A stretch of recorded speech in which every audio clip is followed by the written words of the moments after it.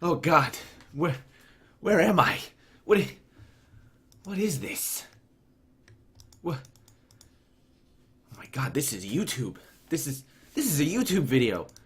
I barely recognize it. It's been so long, and this thing. What is this thing? This is a poll booth. All right, enough shenanigans aside.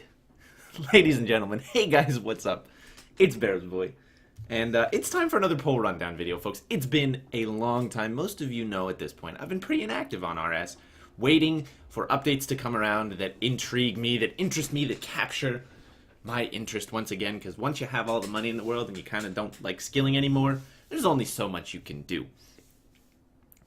This has me intrigued, and this poll, much like a lot of polls we've covered in the past, has been very, very divisive, and I'm here to let you know my opinion, and also give you, as always, that kind of middle ground look at all of these poll items, and basically let you know, here's all the information you have. Maybe that will help you get your vote in, and let's just get right into it, shall we? Probably gonna have to toss in some loading here. There we go. As always, I don't like to look at how things are doing before the poll. I highly encourage you to do the same. It tends to sway your voting. But there you go. So, the topic of this poll rundown, and this poll in general, is the Wilderness Rejuvenation 2. Now, as always, you can click to see the latest version of the development blog from the poll. Thank you, Jagex. Awesome update. We've been asking for that in poll rundown for a long time. They've had it in there for quite a while now. Thought I'd at least give them some credit where credit is due. But let's jump right into it, folks. The first thing on the poll is, should we add the ability for players to offer bones to the Chaos Altar found in the Wilderness? Now, basically, this comes down to basically giving some activity to the Deep, Wildy, and the Chaos Altar. So most of you know who have been in the Wilderness before, the Chaos Altar is right here. There's a couple things you need to know about this question to kind of make your vote on it. The first thing to know is, what is it offering people in terms of prayer XP? This is going to just blow out of the water the existing way that we train prayer. It's going to be an incredibly dangerous way to train prayer, but it's going to be incredibly, incredibly fast, because not only are you getting more experience per bone, but you also have the opportunity to unnote your bones right there at the altar with an NPC. So, this is going to make for some awesome, awesome, awesome PKing. There are going to be so many stupid people who bring massive stacks of D-bones out to the Chaos Altar. There's going to be tons of players just world hopping, which is something that makes me think that this might not be as worth as some people think. But the important thing to note about this spot, and the thing that a bunch of people are going to start doing calculations on once it comes out for XP per hour and things like that, is the nearest telly is, of course, this guy right here. That is one of the obelisks in the Wildy, obviously one of the teleport obelisks. If you have enough Wilderness Diaries done, you can teleport right to that thing. The other option you have is the Gorok teleport on the Ancient Spellbook, which puts you kind of right up in here. I don't know the exact spot, but it's relatively close. The Ancient Magic teleport puts you up here, or excuse me, the Lunar teleport puts you up kind of further north, and you have to kind of go through this horrible little maze. But the Ancient Spellbook puts you right here. Now, of course, the easiest way to bank is probably going to go to the KBD layer and then teleport out, or of course you have the option of running to, I think it's probably, let's see, where would it be? It's probably right about close to the Forgotten Cemetery is when you probably get about to level 30. I don't know exactly where it is, but obviously you can get to level 30 and use some Dragonstone jewelry to get out. So you could do single inventories of bones. Will it be as fast or faster doing it that way? Just plain banking, going out there, risking a single inventory of bones? It might be worth it in the long term, as long as you don't die too much. Who knows? Either way, I think this question is a no-brainer, because the only thing that could possibly come of this is a skill that's already crazy fast gets a little faster, and it creates another hotspot in the Wildy for people to PK. So it's a yes from me, no doubt. I can see people voting no to this question if they think that the prayer could be too overpowered, the prayer training could be too overpowered. I can see people voting no to this if they just have a thing against PKers, and we'll talk about that as we get through this poll a little bit more, but for this one, it's a fairly obvious yes from me, dog. Moving forward, if the proposed changes to the Chaos Altar found in level 30 are added to the game and subscribe to the devlog, should the completion of the Wilderness Diaries remove the fee to unnote bones? Completion of the Wilderness Diaries is key here. This does mean, as far as I know, all 3 diaries. That is not an easy task. Those of you up to date with diary requirements, and I'll pull them up right now. But the Wilderness Diary is not something that's easily completed. It's something that will take you a long time, and the point of getting this far, if you are training prayer out here, the fee doesn't matter already. This is, at least in my mind, a convenience fee. And I will point out to people who might think that this is too easy, the requirements needed to complete the Elite Diary include 96 magic, 85 fishing, 85 mining, 90 smithing, and then there's a lot of skills that are a little bit easier, ones that come more naturally, like 60 agility. 83 Slayer is something that most high-level players are going to have already, but something like 85 smithing and, 85 mining and 90 smithing, that doesn't just happen. Like, you don't just get 85 mining. Trust me, I would have had it by now. It's the only thing basically preventing me from finishing that diary, which is quite a good diary with noted debones. So you're already making more money because of this diary. I honestly see no problem with this. It's really doesn't matter much. But again, if you're voting no to this, I can understand. Again, it's kind of just a little, you don't want higher level players getting a further buff. Yeah, I can understand that at least a little bit. The fee is already relatively trivial. It's basically, for most players who would be doing this, just taking up another inventory slot and maybe some dialogue. But other than that, I don't see much to this. So I'm voting yes. Question 3, another Chaos Altar thing. Of course, if the changes come to the Chaos Altar, should the completion of the Wilderness Diaries give a player a 60% chance to save any bones used in this process compared to the proposed 50% chance? So, a little buff to the initial thing. Again, you're going to be getting more XP because you're saving bones. Man, it's one of those things that it's so small, it doesn't seem to matter too much. I think if you complete the diaries, you should be rewarded. This 10% chance on a macro scale is going to seem like probably a pretty big deal, but when you really think about it, I think it's not that big of a deal, so I'm voting yes to that one. And burning right through the final Chaos Altar question, if the proposed changes are offered, should completion of the Wilderness Diaries allow the players to sacrifice their bones to this altar slightly faster when not offering them manually? Now, when it comes to these questions, it doesn't seem like they're offering this from the Elite Diary.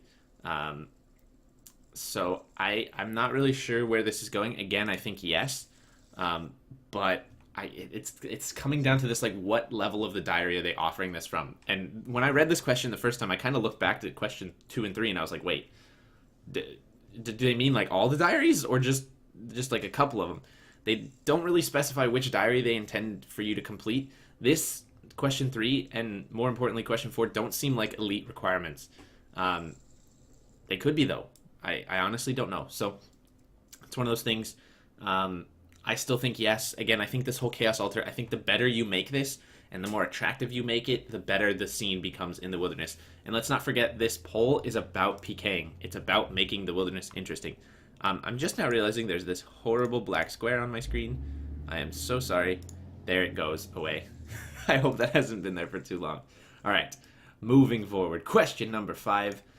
This is a big deal. Highly encourage you guys to hit on that old cape stats thing. This is not that different from the existing Mage Cape. It's got 15 attack, 15 defense, as well as some stab, slash, and crush defense. But other than that, it's basically just a slightly buffed Mage Arena Cape, like the Revenant Cape, Revenant Cape, and Guthix Cape. But there's a whole new Mage Arena 2 that they go into detail in the dev blog. It sounds really cool.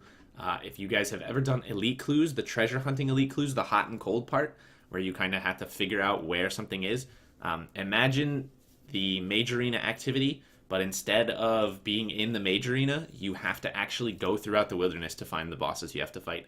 I think it's a really cool concept, and I also really think it's going to be fun, and it's about time Mage got a cape upgrade. A little more accuracy is not going to hurt anyone, especially when you have to do this.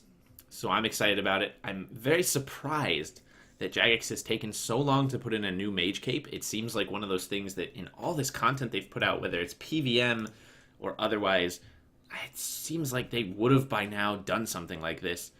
But they held off and saved it for the wilderness, which I find very interesting and kind of curious. It's almost like one of those things, I think a lot of people were like, oh, you gotta keep the Mage Cape to the wilderness.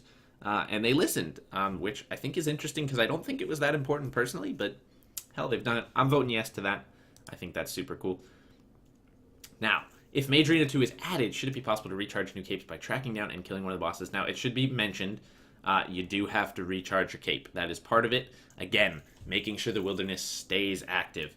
I think that's really cool. Yes, awesome. Track down another boss. Get your cape recharged. I think that's brilliant.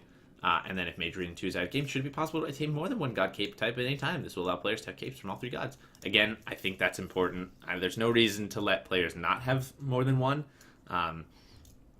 You know, it's just one of those things. People find a way around it anyway, so just give it to them. Pretty simple question there. And then last but not least, should the new god cape offer a 2% magic bonus damage to the stats currently offered? I say no on this, mainly because I do not think magic needs a DPS bonus. I can see a lot of people saying yes to this. It makes the cape stronger. It'll make people want to use it more. But I'm all about preventing power creep, and I think this is power creep in a big way. I'm not actually sure how this poll question is going. I'll be curious to see how the community feels about this, but I don't think magic needs more percentage damage. Ancestral is in the game. It is certainly not a 500 mil set anymore. It is becoming more and more attainable every single day. The more of Ancestral comes into the game from raids, I just don't think we need more magic damage in the game. Voting no. Question number 9. Should we add the Revenant Caves to the game? And this is where things get very interesting. The Revenant Caves. You can click to see a map, of course. It looks like the old school Rev Caves, quite honestly. And if you... Well, it's similar. If you guys played RuneScape during the Revenant Caves era, it's looking relatively similar. If you guys remember Rev Caves, it was kind of basically this dungeon in the middle of the wilderness. You jump on in there. There were a lot of monsters in there. It was multi-combat, so it offered some interesting, unique takes on Slayer. There were green dragons, hellhounds, greater demons. I can't remember the full list from back in the day, but what we're getting in the Revenant dungeon now is Revenants, of course, black demons, Enkus, lesser demons, green dragons, hellhounds, and greater demons. Essentially, what you are looking at is a dungeon you can be entering from the north and from the south. The entrances are single combat, but once you enter inside the dungeon, you are in multi-combat, and that is what is going to make things very, very interesting. Should you choose to go kill Revenants, there is a lovely list of rewards, but we'll get to them in a second. I think Rev Caves, personally, for rejuvenating the wilderness, again, is going to be a pretty good idea. However, this is not the important part. Getting the Rev Caves is step 1, and I think that's undoubtedly a good idea. I think a multi-combat dungeon in the wilderness offers a lot of unique variety in terms of PKing. It also adds to the meta of Slayer and, you know, monster killing in general. It's going to add a lot of unique stuff. I think this is a great idea. Is it Revenants from way back in the day when they would wander the wilderness and absolutely just screw you over, destroy you? No. It is the Rev Caves that we liked. The ones after that era where basically this place that if you didn't want a PK, you could try your hand at getting PKing armors, brawling gloves, all that stuff that PKers were able to get that, you know, someone who didn't PK, you know, couldn't. And in this case, we are seeing some rewards from this, and it's important to think about those rewards in depth because of the thing that has been the most derisive on social media in terms of this poll. So we'll get into it. If the Rev Caves are added to the game, should all non-Revenant NPCs within the cave differ slightly from their normal versions, similar to the monsters found within current catacombs? They would have slightly higher stats, a buffed loot table, and if this question fails, the normal version of the NPCs will be added. I've thought about this question for longer than I thought I would. I think it's perfectly reasonable to maybe have the monsters in here be slightly better. It's kind of like, yeah, we need to attract players who aren't killing Revenants to this area somehow. I think yes is where I'm going. But at the same time, maybe multi-combat in the wilderness, you know, maybe that's too scary. Maybe that's just not enough for people.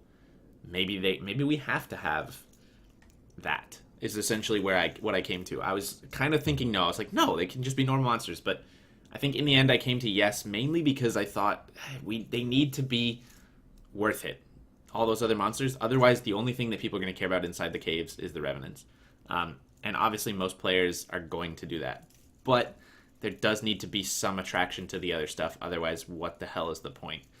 Now, I will say, Jagex pretty much committing one of the biggest crimes they always commit when they do these polls. How buffed are they? What is the buff? Similar to the current catacombs? Okay, what is that buff? leaving out a lot of information here that your average player is not going to really know. I can expect a lot of people to be voting no for this. Can totally see that. I personally am voting yes. The Revenant Caves are added to the game. Should we add a task for Revenants to the Wilderness Slayer task? I think that's brilliant. I think that's a no-brainer. Absolutely. Easy peasy. Question number 12. If the Rev Caves are added, should Revenant NPCs within the cave have a chance to drop the Revenant Bracelet? This is something that a lot of people have not understood at all. So, let us talk about the Revenant Bracelet. Basically, the Revenant Bracelet, and in Jagex's words, we'll just read straight from what they've said. We want to introduce a new bracelet into the game which will only be effective within the Revenant Caves. Keep that in mind. This bracelet will offer no stats and would be dropped by Revenants found within the cave. It is possible to charge the bracelet with a new consumable item, Revenant Shards, which will also be dropped by Revenants. Once charged, players wearing the bracelet will find that no Revenants will be aggressive towards them. In addition to this, the player will become immune to their attacks. However, each attack will drain 1 charge from the bracelet, and once all the charges have been consumed, the bracelet will revert to its uncharged form. This will allow players to stay in caves for longer, but means they will be risking far more loot. I think that is conceptually pretty awesome. Continuing on. An uncharged bracelet may be dismantled for a set amount of shards, but the Revenant Bracelet and shards would be tradable, although the bracelet will still need to be fully uncharged first. The Revenant Bracelet would have an alch value of around 45k and will always be dropped on death. It can never be protected by the default 3 items kept on death when unskulled, via using protect item, or a combination of the 2. I think that's great.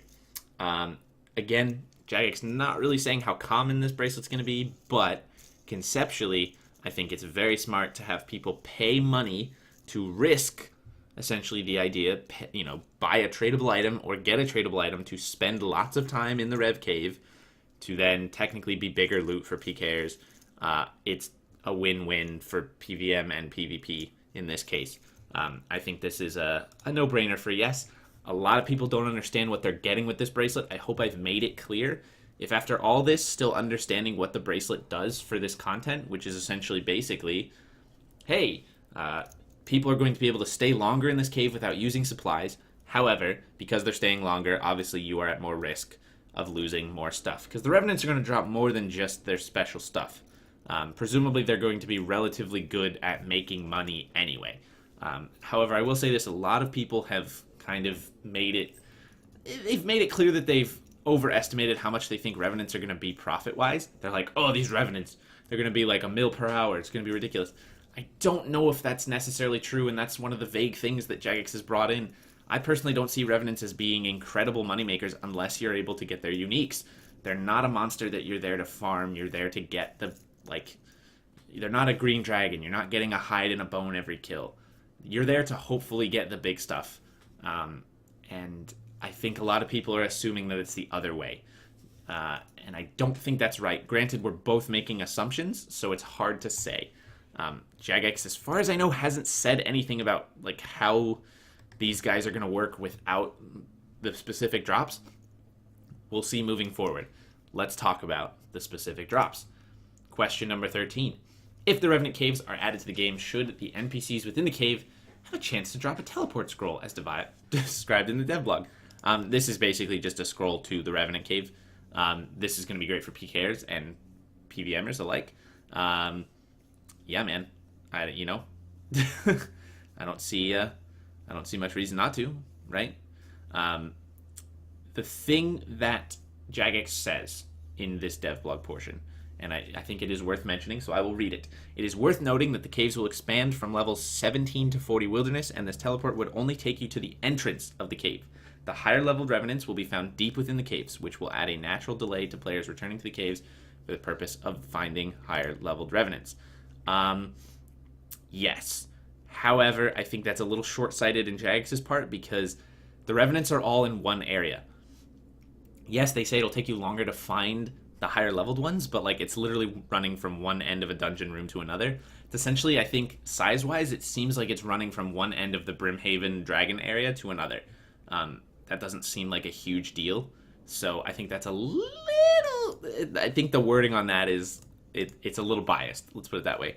But again, if you can teleport up to this dungeon, you still have a long run ahead of you, as opposed to wherever this is going to be put in the wilderness, getting to the dungeon and then making the long run into the Revenants. So I think that's perfectly reasonable. I have no problem with that. We may have a Zulrah teleport on our hands. I don't think so. I think people are a little worried about that, but I think we're fine. Moving forward, if the Revenant Caves are added to the game, should the Revenants within the cave have a chance to drop a new tradable necklace? So the Amulet of Peril. Essentially, it is a Darroch set for your strength bonus in an amulet. The lower your health, the higher your strength bonus. It only works in PvP. A very interesting item. It's going to make Darrochs even stronger. I honestly don't see the point to this necklace. I'll be honest. I think it's going to be worthless. I think, should it be in the game? Yeah, it's gonna do some interesting things. But when it comes down to it, this necklace is benefiting RNG.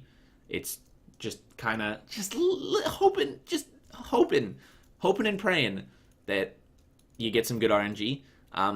Something worth mentioning. Jagex says, we're expecting the amulet to have a similar strength level to that of a power amulet when uncharged. And when fully charged, which basically means when your health is really low and you've been in combat for a little bit, fully charged offers slightly more bonuses to that of the torture amulet. Which, if you're familiar with the Ami of Power and the torture amulet, they fall... Well, let's get the exact numbers here, because I don't want to lead you guys astray. But they're not that far apart. Strength bonus comes pretty easy. An Ami of Power gives you 6 strength bonus. So you got some strength bonus. You got 6 strength bonus. The torture Ami gives you 10. So again, you're talking about moving from 6 to 10. This is not that big of a deal. The big deal is that you can get that bonus while not risking an Amulet of Torture. Who knows how much this thing is going to be worth? Who knows how common it's going to be? Jagex doesn't really infer that it's going to be incredibly rare.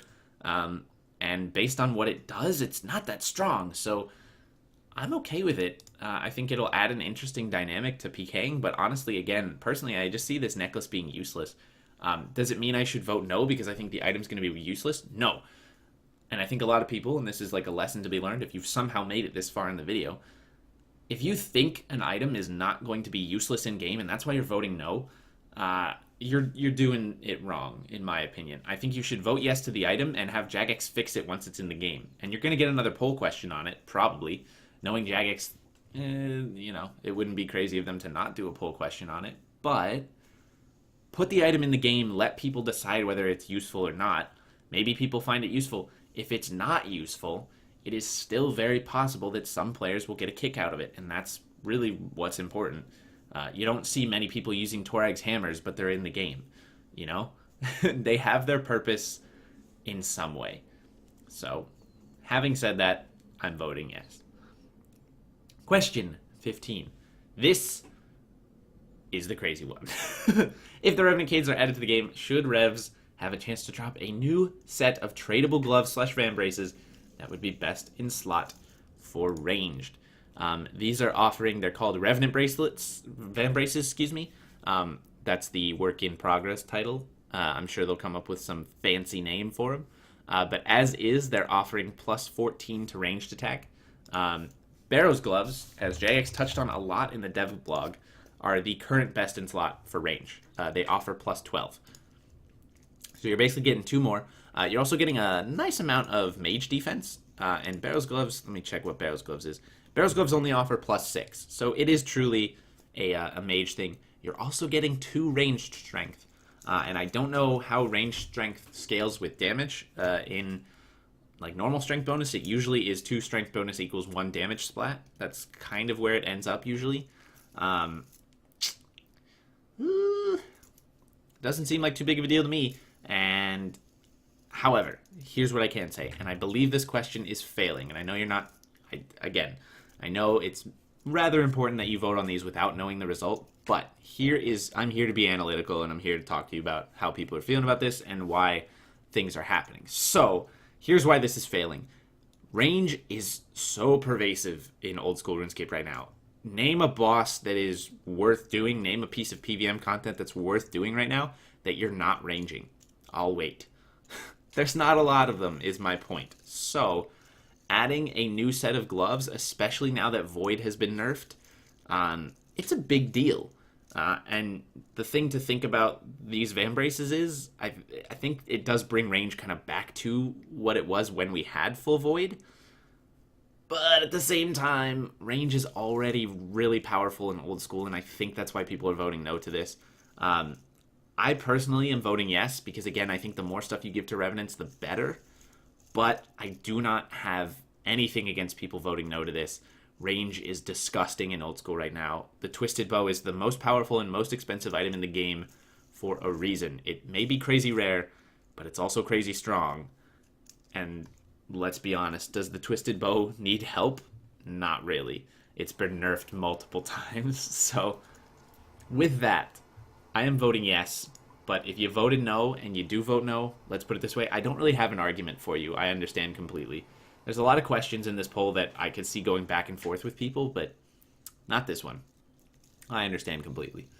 Moving forward, if Rev Caves are added to the game, should the glove/van braces, as described, should the drop rate of them be reduced? This I don't understand, and quite frankly, I've been floating between skipping and no. We don't know how quickly you can kill Revenants. We don't know anything, really. If there are Revenant Imps and Revenant Knights, like there used to be, well, I'm going to kill 9,000 Revenant Imps before I kill, 9,000 Revenant Knights. I'll just spam Imps, and I'll get the drop before someone killing the Knights. We have no idea how this works. Absolutely no idea. Skipping the question, it's a bullshit question. How fast can we kill Revenants? We have no idea, Jagex. Like, it blows my mind that this is a question that's still getting asked, and a lot of questions in these polls, they blow my mind, because, like, how are we supposed to vote on that? I don't know shit. It's like, we're coming out with a new monster. Should the drop be 1 in 500 or 1 in 1,000? Like, fuck if I know. How do you kill the boss? How many kills per hour can we get? There is no information given here for us to vote on this. Absolutely nothing. This is a worthless question. Even mentioning the drop rate in the first place is fucking worthless. We have always been at the whimsy of Jagex to make these decisions for us. And quite frankly, I'm kind of sick of it, and I wish they would flesh updates out more before letting us vote on them. That being said, I understand why, because they can't flesh out updates completely. They end up wasting time like a skill like Artisan. Like all the effort put into sailing, it's a waste of time. It's not economical for a company. They're giving us what they can. It's not enough. Skipping the question on number 16. Number 17, we're getting there, guys. This is a long-ass video. If you've made it this far, you're a beast. Question 17, if Rev Caves are added, should the Revenant NPCs within the cave have a chance to drop a tradable loot key scroll? This is really cool. Essentially making anything you kill in the wilderness, player-wise, drop a bank key, like in Deadman mode. So instead of dropping a full pack of their loot, all the shit that they dropped, you get one key, you can go to a bank and go get everything. I think this is brilliant, and it addresses a problem with PKing that has been a problem for years. PKing is not profitable unless you can put up like a 2 KD. Even if you're just doing Edgeville fights, the amount of supplies you waste fighting other players, if you kill a player and die consistently, if you have a 1 KD, you are losing lots of money. This not only gets rid of looters, those scummy little level 3s, if everybody has a loot key scroll in the wilderness, you get rid of scummy looters. Not only that, but you also protect people in Edgeville fights from mages who come around and try to just body people when they're looting. This solves so many problems that I've had personally in just 1v1 edge fighting. It makes me very, very happy. All that being said, I think this should be in the game. I mean, all that being said, I'm about to contradict myself. No, this should be in the game. This is great. I think this is a great thing for PKing and PvP in general. Fuck yes. Now, the rest of these questions.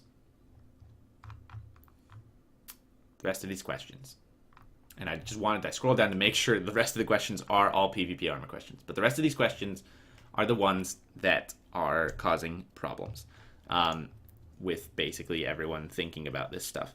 PvP armors. And essentially all these questions ask, should this PvP armor be put into the game? That's basically what it is. Where to begin? Essentially, this will make Revenants very profitable and very strong. And to talk about the PvP armors a little bit, they are very strong armors for their respective combats. They degrade while being used in combat. They're pretty much going to be. They're basically going to be PvP items, you would think. They're the kind of thing that you're paying a lot of money to hopefully make use of it and get kills with it. You're spending money to make money, at least if you're a PKer. And of course, if you die with these pieces, that's a whole other story. I believe, there's a lot of. Jagex explains it this way. Let's put it this way. Falling to another player whilst wearing a piece of PvP armor will reward the killer with 80% of the fee paid to make the item wearable again, regardless of how degraded the armor is. This will mean there is no additional gold coming to the game. So I should mention this mechanic that they have for these armors. The fee to unlock PvP armors, making them wearable but untradeable, would be as follows. Helm, 500k. Chest, 1 mil. Legs, 800k. This is going to be far less than the items are actually worth on purchase, but at least people are getting money for killing the people who use these items, which was the biggest problem way back in the day. I used a set of Statius in one of my PK videos, and the people killing me, like, what the fuck were they going to get? Like, there was nothing for them to get, like, actually. Like, they'd kill me, big deal. But it was back in the day when, like, you know, you wouldn't actually get what the person you killed dropped. But still. So at least they're getting something now. I don't think that's a perfect system, but it's certainly, it's okay. Jagex also mentions that this is a gold sink, which is never a bad thing. It's a nice little bonus. Gold sinks are always good. Because alking is just like the plague of the economy. There's just so much gold in this fucking game that, you know, inflation is like kind of an issue. It always has been, but it's not so bad in old school. But anything that's a gold sink is a positive in my opinion. I think Jagex puts this in the poll to kind of go, hey, gold sink, remember, this is also kind of good. I'm skipping all of these questions. And it's mainly because and you know what, I may come back to them. I may come back to them in the coming weeks. But for now, I just don't know.